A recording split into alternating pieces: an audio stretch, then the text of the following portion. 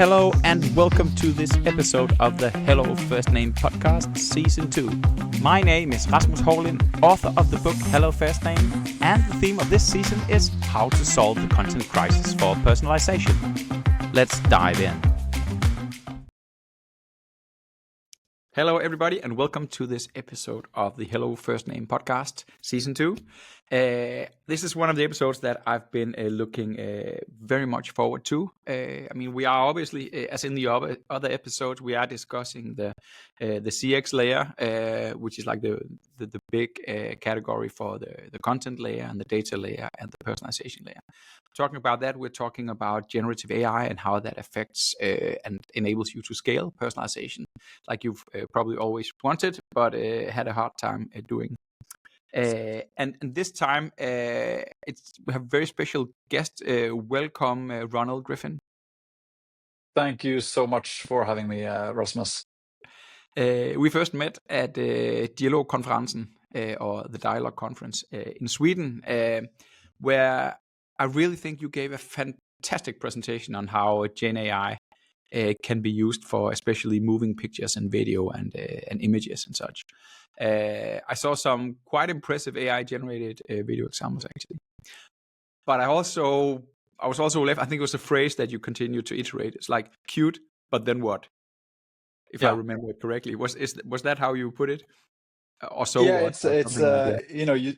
You see a lot of generative AI content, or you see a lot of generated content, and you kind of go, "What's the application for this?" Right? So, exactly. I heard this being used once before, and I thought it was so good I have to steal it. The greatest artists steal, right? So, Me too. the phrase is that's cute, but so what? There's a lot of technology that we make and a lot of solutions that end up just being purposeless because they don't have a real application. But it is cute. Exactly. Yeah. That was in September. So just before we really get into the gist of things, and I'll give you a chance to introduce yourself, has your perspective changed since then? Is there still too much cute and then what, or are we getting somewhere near productivity on this? So I think we're definitely on the right trajectory. So we're a little closer now, but now I'm speaking through the lens of generative content for video, images, audio.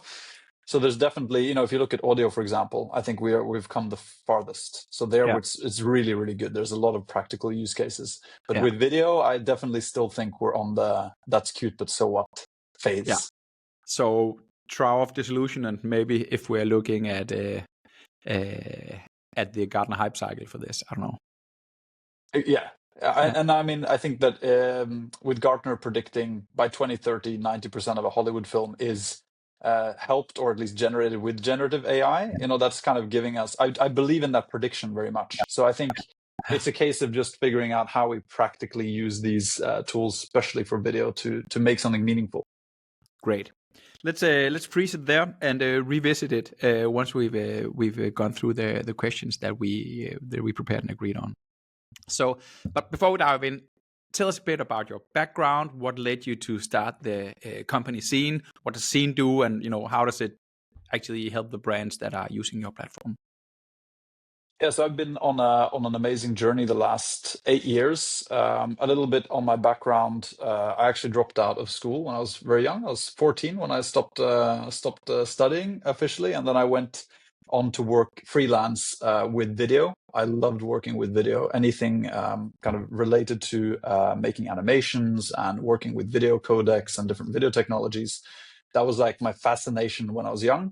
And at 20, myself and 3 others, we started the company that today is called Scene. And the 8 years that we've been building that company together, we've gone from sort of working with video as a tool for capturing attention and engagement to realizing how important personalization is as part of that package. Yeah.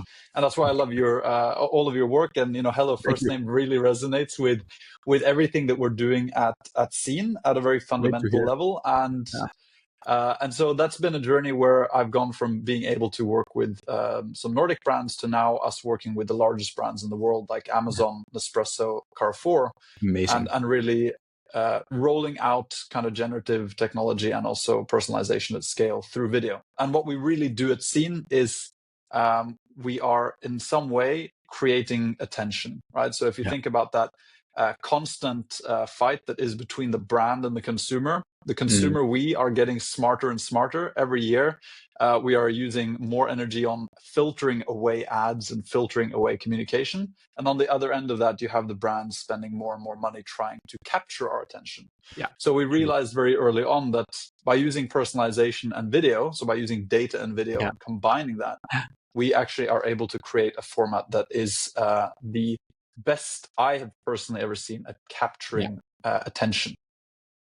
I completely agree. And I still think that personalized video isn't as widespread yet, so it still has the element of surprise to it. I mean, if you get a personalized video where someone is calling you out by name, that's something that you currently don't see every day. So it is, in fact, something that people are, where they're really feeling like respected and acknowledged. And I mean, even though it's probably automated and people are not producing it like one at a time, still it's something that people think this is a bit funny, this is intriguing, this is engaging, and that way of actually providing an experience through the content that you personalize.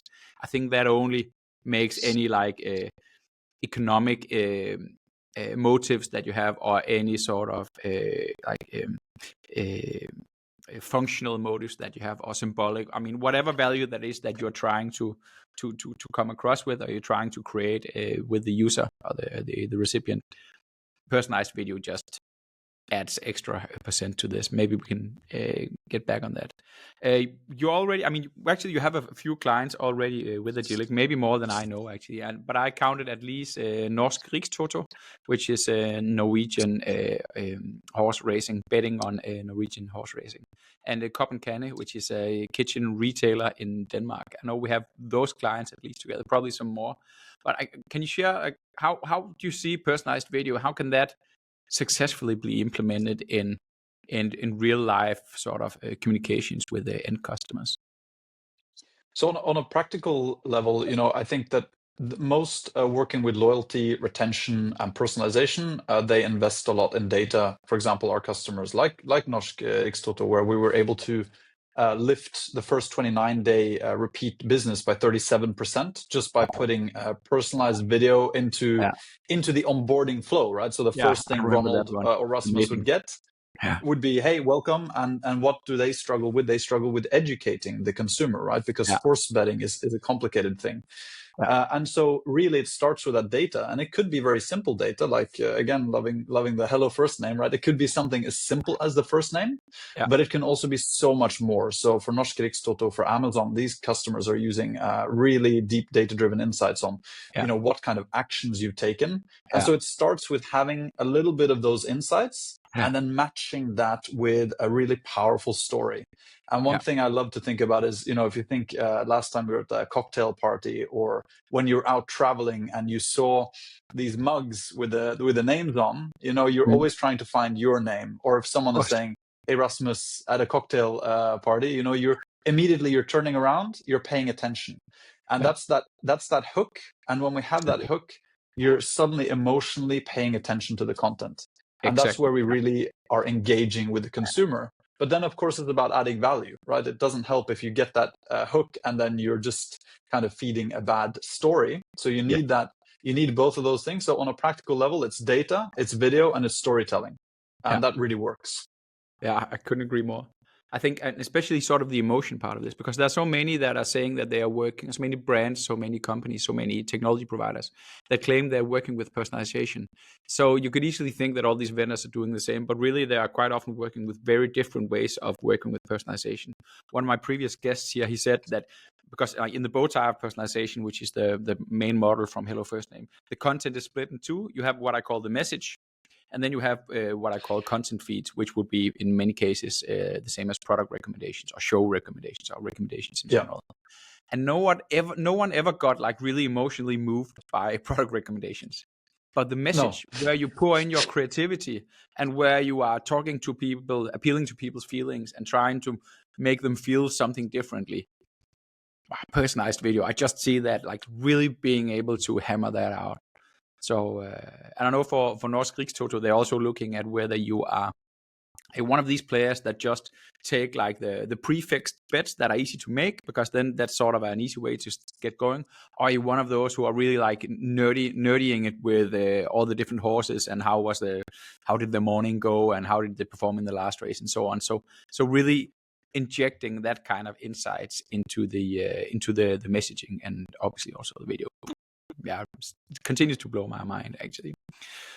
But today, I mean, a lot of things can be said about the future, and like, if you can mention just a few like realistic and valuable use cases today that marketers should be using not only personalization but maybe generative AI in video. Where do you see, where can we create value with that today? So it's a really good question. So I'll split it into two. I think for us working with personalization from CRM or customer data, the real value that we see where we are adding, where we're kind of feeding a business case or a KPI, is around retention, is around engagement, and is around perhaps some specific upsell, or somewhere where we're trying to drive an action. And it's super interesting working with the customer journey, because you're also kind of working a little bit with psychology. So Yes. when you start with onboarding, for example, if we're working with a bank and they say that when Ronald does these three things, he is moving into a segment of customer with a very high customer lifetime value. So then we go, okay, well, instead of adding a video 3 months in that's personalized, saying, hey Ronald, we see you haven't used your internet banking yet, you should download the app now, and then you can do these things. Rather do that during the onboarding, right, where we have the attention. Ronald has just become a customer, and then it becomes about that single piece of content. That story is all focused around what do we think Ronald should be doing later during the customer lifecycle in order to move him into the next level of kind of category where the customer lifetime value is driving ROI for the bank. And so we're basically affecting your behavior through really smart use of data. And back to the Norsk Rikstoto example, everyone is different, right?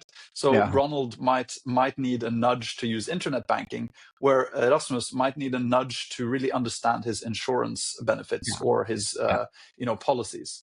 And then on the Gen AI piece, I think that where we are now is by creating smart kind of content pipelines where we're able to generate content iteration quicker. Because after working so long with creating both video, images, and so on, really the feedback loop or the iteration loop is quite heavy. When working with big brands like Carrefour, Publicis is involved. You start to produce content perhaps 3, 6, maybe even 9 months before it's distributed. So this lead time creates sort of like it breaks the data insight part of it, because a lot can change in 6 months. So on the generative front, pipelines that allow brands to create content quicker, that adheres to brand guidelines, right? Because, and that's back to that's cute, but so what? These big brands, they're not gonna, prompt, hey, generate an image of Rasmus and Ronald on a podcast and make it look nice. They need very strict guidelines. They need brand colors, fonts, exactly. CVIs. So so the more pipelines we can create that, or the more tooling we can create that uses generative AI in a way that creates a safe environment for brands, whether that's Norsk Rikstoto or Amazon, that's really where the practical application I see at the moment being. That's where we can save time and iterate quicker. It sounds almost like you just recited what the content layer is about in the CX layers thing that I was actually talking about the last podcast. So, which is basically what this whole season is about. How can we It's a good validation, right? Yeah, how can we streamline the way that we're working with content, that we're producing content, and we are repurposing content for different segments and variants, whatnot. And I guess in these big enterprises, 6 to 9 months. Oh my God, that's a lifetime in today's world. So, yeah. And I can just mention, the two things we've learned, the two biggest pains for our customers the last 8 years has been the production of content. The fact that it is time consuming, costs a lot of money, and requires a lot of resource allocation internally to figure out the story and so on. That's one component. But then the other component is updating that content is equally as big of a pain, because when you need to iterate and you need to make that content suit something new, you're back into the production. And that's where I think that Gen AI, and also specifically within video and content, is going to change a lot. It's going to really cut down that time to value for the content and for the data. Yeah. I think, and you almost actually answered my next question, because I mean, the biggest hurdles in adopting Gen AI for personalized video. Does that relate to this? Absolutely. So the biggest hurdle in Scene's business case, I can be very open about that. The pain we've been working to try solve the last 3 years and we've invested. For us, it's a lot of money. I know if there's some American companies that have invested in generative AI, it's going to not be a lot of money, but we've invested at least 60 to 70 million kroner in trying to solve the content part of this. And that is the biggest pain in launching and iterating new use cases. So we see that there's a huge group of customers that would love to use Scene, would love to use more personalization in video, but the process to get there is time consuming and quite costly on the creative side. So we've spent the last 2 years now building this studio, we call it, where we can quite easily use, think of it like PowerPoint to video kind of templates, in order to quickly launch a new creative output, an asset for personalization. And when we're building those studio projects, we're building in real time with the data, right? So we're only building content that we see needs to be fed by data. So there's this instant connection for the user, for a customer, thinking, I'm adding this component because I want it to be dynamic and relevant for Rasmus. I want this content to show Rasmus what he's bought, or tell him a story because he did a certain action. And that kind of closing that loop, right? Having that in the same platform, I don't see many people having solved, especially not within video. So we're still early days, but absolutely content being the biggest pain and hurdle. Then you mentioned also like brand control, brand consistency, and maybe, I mean, I heard that as also one of the barriers that you are probably seeing with clients. Yeah. So what we do to solve that, and it is a huge barrier. What we do is we built our own proprietary technology in order to generate these videos. It means that we have full control over all call it the layers, the creative layers within a project. And it also means that then we can apply kind of restrictions. So it means that if we create guardrails, basically. Precisely. And I'll give you a very practical operational example. So we use 11 Labs for generating synthetic speech. And 11 Labs works really well. It can create, very cool. It can create probably this whole podcast. We can clone our voices and it can do it for us. However, if you are about to read, that is purely Gen AI. When you're ready, Rasmus, I'm ready to do that with you. Then we clone our voice and our faces, and we'll do it. That could be really so the real operational insight and example here is that if you have a brand like Chelsea Football Club, which we actually did this with, and you have a legend like Eden Hazard, a very, very famous football legend, how are you going to guarantee that 11 Labs clone voice is not going to read some names in a very strange way or really go off script? And here the customer opts for not generating all the names in real time, but actually pre-generating 100,000 or 10,000 names against the database that we know are safe, that are pronounced correctly. So by Scene calling out, leveraging a Gen AI tool, but limiting that Gen AI tool and adding that as think of it like a layer in the project, we're able to retain control. You can QA small parts of the content that will eventually meet the Precisely. user. In the same way that we can create a very specific prompt, for example, for a text field in an animation. And that prompt can be executed every time. However, we're still guaranteeing that, the rest of the frame, the rest of the brand is still what you see and have authored and approved.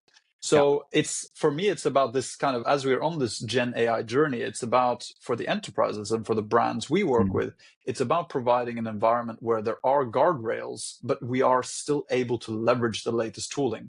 And since that's changing, as you know, every quarter, every month, you get something new. It's really important to be iterative there and add new tooling as they come. you don't run out of work anytime soon. No, No. but this actually reflects too, because one of the things that we were discussing, Franz and I, when we were sort of designing the faces in the content layer, is the notion of a brand LLM. So say that you imagine having gathered all like the really core strategic assets that you have, like your company values, what was on the mind of the founder when blah blah blah, the ideal client profile if you're in B2B, your tone of voice when it comes to text and in different channels and so on, and your corporate visual identity and so on. Can you then leverage, if you have those already in a brand LLM, do you see those being either now or in the future leveraged in a tool such as yours? Absolutely. And it's so I don't want to go too nerdy here, but I love talking about this. So since we have our own proprietary engine, essentially the input to that engine is a JSON file, like just plain text. It's describing the elements that are being generated visually, and they're being described by component by component. And what that means is when you add this kind of, if you did have a brand-based LLM or you had more instructions, it could in theory prompt inputs for that engine that are completely dynamic. And then it's all just about having that granular control, as you say, everything down to something as nitty-gritty as the margins between text or, how paragraphing works. It really has to be that specific before a brand, at least of a certain size, gets comfortable. And that's where I see a lot of the challenge, because you can imagine it's going to be hard for a brand to trust. It's a bit like, I look at it in some way like cloud, this move from on-prem to cloud. It takes a long time because there's a lot of trust, and there's a lot of kind of failures and learnings that have to be done on that. Yeah, exactly. Which, I mean, maybe that's the next barrier. There's still some. I know that some of like the big brands in the Nordics are also being a bit hesitant because of how do you handle this from an IP point of view, intellectual property? Do we own the right for this, or who doesn't? I think that still sort of up for debate with Gen AI. How do we protect intellectual property rights? And what if something comes into the a Gen AI video where you are showing products that resemble something that someone has a copyright on and stuff like that, or you are something that's, I mean, there's still some hesitations, and how it is it also now with Trump taking over the White House and safe harbor problems may arise in terms of how you're exchanging data with Gen AI services and so on. Is there also some hesitancy coupled to this? Do you see? Absolutely. Without naming the brand names, I've been in dialogue with many that have just said we have a policy that we do not use synthetic speech. We do not use gen tooling for this and this. And if you look at the regulation, I've been looking at, we've been looking at these tools since they came out, and the team is very focused on looking at the latest Gen AI tooling. And the regulation here is a nightmare. I would compare it to crypto. I would compare it to GDPR. There are fundamental things happening, and the speed of change is going so fast. So again, back to that 11 Labs example, right? When we start to send first names to 11 Labs as servers in the US, who's trying to protect the customer, or who's trying to make sure that we operate within the right laws and regulations like GDPR? It's seen in that case, because we are basically the guardrail. We are specializing in delivering to enterprises. However, if you think about all the other use cases that are happening right now, the kind of data we're putting into ChatGPT, the kind of data we're prompting, and if you think about what these models are trained on, like Stable Diffusion, Midjourney, these models that are generating images, and I have a great example. If you just go to thispersondoesnotexist.com, I would encourage any listener just to go to thispersondoesnotexist.com. Every time you load this page, you're going to get a new face. And how are those faces generated? Well, it's a million other faces that are feeding the model, right? So, and that's where, back to your thing about the intellectual property. Who owns what? And these are going to continue to be hot topics the next 5 to 10 years for sure. And there are some that will err on the side of caution, and some that will lean in, I think. Totally agree. Yeah. It's going to be exciting to see how it plays out. And I agree, like the whole legal side of things is a complete, I mean, or everything is up in the air right now. But is there any progress? Are brands? Do you feel they're experimenting more? Is there a movement towards trying to implement? Obviously, you're seeing a lot of growth, as at least from what I've seen. Is there a change in the perception of and the ambition to try and experiment with this? I think so. I think, and that's based on not any data I'm sitting on, but just my gut feeling. Seeing, if you look at how Coca-Cola executed their campaign with the help Yeah, of Gen AI, yeah, and you look at some of the recent kind of big brands hopping on, even when ChatGPT was launched, you had Amazon, you had WPP quickly running to become a part of this yeah, Gen AI kind of journey, where Publicis was very good at starting already in 2017.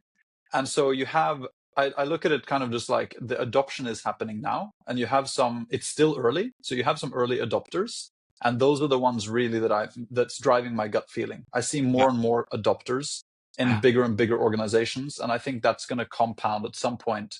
You get that total flip. I just think yeah, it takes time. I think yeah, this is the future. This is here to stay.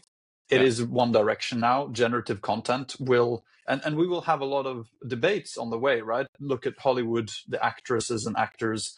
What about our rights? How will royalties work? yeah, And so this is yeah, disruption, and disruption is always yeah. painful, but there's always some early adopters, and I think we see more and more of those now. Yeah, and I think definitely, I mean, some positions will be replaced. I mean, the whole thing about dubbing movies, for instance. And so if your job is being the voice of whatever actor, but in German, and then I think your Yeah. future is in dire straits. At least, I mean, I would be looking for another way to pay my bills. Yeah, and that's going to happen across different industries. And I think that I hear a lot of people, there are a lot of people that are worried about their jobs. And I would say Yeah, to them, and I would, as I have been saying, don't worry. We're as people, as humans, we're consumers. So the more we get, the more efficient things become. We're just yeah, going to consume more, and that also creates more work, right? So that yeah, person doing that dubbing might be doing something completely different, using and yeah, leveraging AI tooling. So yeah. I I think wouldn't so. be so worried Yeah, about losing the revenue overall, but I yeah, would be worried about the people that should be most worried are the ones not leaning in at all. And what I yeah, mean by leaning in is at least yeah. being curious, test some Yeah. tools, try it out, because really it can add a lot of value. Yeah, I think Gen AI is not going to replace your role as a video artist, but another video artist using Gen AI might. So, I mean, Exactly. probably need to be on this train. All right. And when So, just quick digression. When I yeah, grew up, being creative meant spending hundreds of hours in really heavy video editing tools and compositing tools, and I would spend nights and days trying to create some kind of creative expression. And I think, how amazing isn't it that a kid growing up now, if you have that interest, think about the tooling you have access to yeah, create that's crazy. these creative expressions. So we're going to Yeah, see so much new things we never saw coming, through it. yeah, but still needs to be fed. I mean, we're drifting off script here, but the funny thing is that I think the more Gen AI can be used to help us sort of utilize the features that exist and all the levers that you can pull in this, I think the closer we get to what actual human creativity is, because that's still Yes. needed, at least the way I see it. I mean, you can take and I've been also experimenting with this on my own. I mean, and if you don't train the AI models properly, you'll end up with something that sounds and looks like stock photo, uh, and it becomes rubbish. And so, if you need to still infuse it with this like ignition of something that is unique and creative, and then has an angle and has a human interest, I think still that it will. I don't see that spark getting extinguished anytime, but I think we're getting more and more closer to what is that then, in fact. Completely agree. Just a side note. All right. So on this podcast, we've been developing the CX layers framework that we also touched upon before, like with the content layer, the data layer, feeding into the personalization layer. Personalized video, obviously, that's content. How do you see video content in particular fitting into sort of the broader content ecosystem? Does that make sense? Yeah, I'll answer how I think I interpreted the question. I think video is the future. I think 10, 20, 30, 40 years from now, we're going to be reading less and less. We're going to be consuming in the most efficient way possible. And maybe that end game, now theorizing, maybe that end game is implanted chips, and maybe we're interacting with, something completely different than a keyboard. But I think a very crucial part of that journey is video. And we see how, the younger generation also is leaning heavily into video. The attention span is decreasing. So video, in terms of the content, I think is only going to be more and more adopted the more and more available it becomes to create video content. I think video is the most powerful media we have at the moment to convene or to convey a story and to convince and to communicate efficiently. It's like, if you look at communication, the sort of pyramid of communication, the biggest chance for misunderstanding is when you and I are perhaps texting, and then it's a little bit better with a phone call. It's a little bit better with a video call, but it's absolutely best when we're there in the room reading each other. That's how we're built. And that's video, just kind of, it's another way that plays into that, right? So I think that video as a content sort of channel is going to only increase. We already see how it's exploded. And I think the more tooling makes it available, for example, for articles just to become videos, for different pieces of information. Think about onboarding, think about all kinds of information we digest. It's going to be more and more video, for sure. I think, and I agree with you, and I think we'll see more and more video. I'm not sure I agree on the fact that video will sort of be taking over from anything. I just take this podcast, for instance. So even though this is going to be aired on YouTube, most people are enjoying it on the go, not watching it, but listening to it. So audio also big, and also heavily on the rise. I think the whole reason for having a podcast is the whole idea of having a podcast is a testimony to that. So I don't want my eyes glued to the screen all the time. I also prefer audio. And then I've been in conversations about, conversational commerce, for instance. Oh, let's replace the website with a bot, and it's just it's a search prompt or a chatbot prompt, and then you can start an interaction and you can have a conversation about what and what not to buy. Even though that's intriguing, I personally, and I may be wrong, and I may be changing my mind in the future, but I like it can also be, for instance, when you're stuck in like telephone queues and you need to wait for someone to read something aloud until you press the next dial. It takes forever, and I lose patience like this. I may be a very impatient type. I think I'll do the same if I had to wait until someone was. So the thing that a visual overview can give me, for instance, of a product category page and so on, I have a hard time seeing that sort of visual inspiration, that immediate, that scanning, that visual way of taking in a lot of overview. I have a hard time seeing that being replaced by video, whereas video is so much better if you want to go deep into something. We're also in Agile using video obviously a lot for e-learning and so on. So that's what I think. So I think do you think we'll reach this kind of equilibrium? We're not there yet, but do you think there'll be another balance in the future? I think the future is most exciting because what you're talking about now are, I want to try and not go too far into the future, but the way I think about this is a lot of these issues are tied to the way we interface with information, right? So, even think about video now. Video is actually a file, right? It's a file that we play in our browsers, on our computers, on our phones. But at the point we reach where there's more direct feedback and interaction with AIs, to the point where AIs become holograms, or to the point where they become more representations of information in new ways. I think that's where we'll see. I think you're absolutely right about what you're saying now. How are we? Like, for example, when we book a holiday, right? We're doing that on our computers, not on our phones. It's a big investment. There's a lot of options, right? So the interface we choose, how we feel comfortable to interact with content. I just think that video as a content channel has a lot more upside and let's say possibilities for scale within the confines of our current interfaces than what we have achieved so far. I think it will be more adopted before we, let's say, transcend the phone or the, being very visionary, before we transcend the interfaces that we're used to today. Yeah.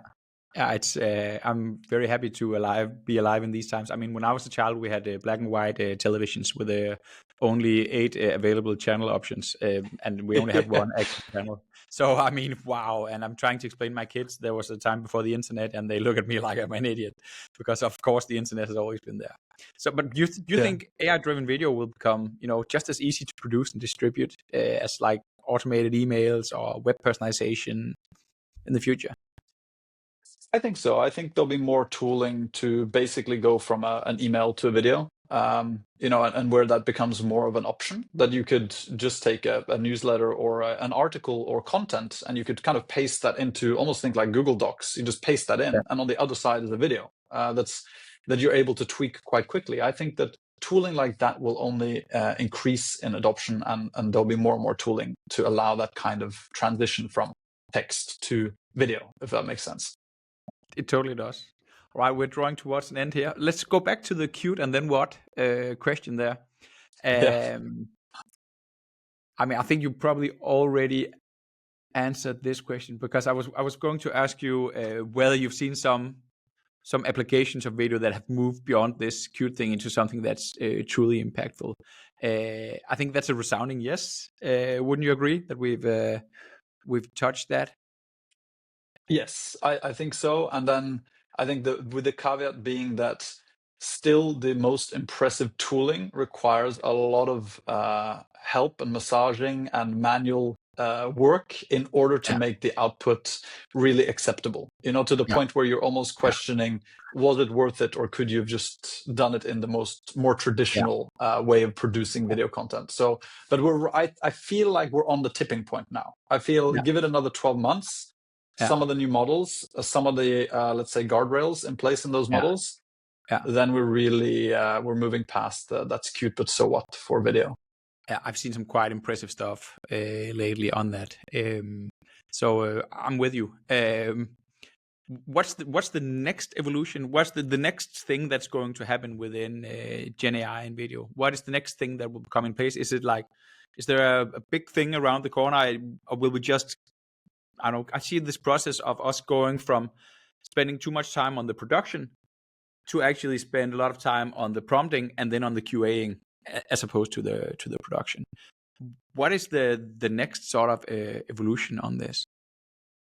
So I have many thoughts, but one of the things that I'm looking forward to is when content production is so easy through these tools that the content we consume becomes more dynamic all the Yeah, time. Even to the point where what we're watching on Netflix or yeah, Apple TV or whatever it could really be changing based on certain things almost in real time. yeah, With that sort of, like, let's say, template in the base, like a layer yeah, that we have control over, but then on top with like you and I are watching the same program, but it's slightly yeah, different variations. yeah. I think that's going to be a thing that's going to be a little bit surprising when that Yeah. comes, and I think it is coming.